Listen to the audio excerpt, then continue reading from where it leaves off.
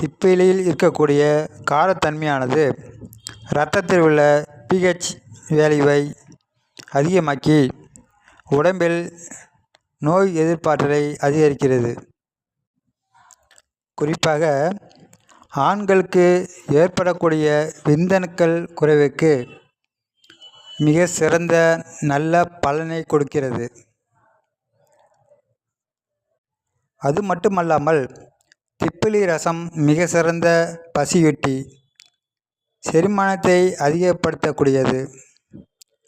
அஜீரண கோளாறுகளினால் ஏற்படும் புளித்த ஏப்பம், அடிக்கடி வயிறு பெருமல்,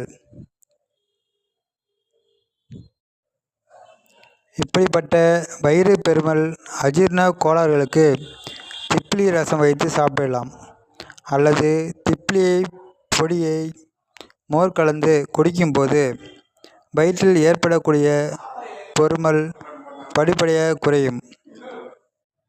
குறிப்பாக முகத்தில் வேது பிடிப்பவர்களுக்கு நொச்சி இலையுடன் திப்பிலியை சேர்த்து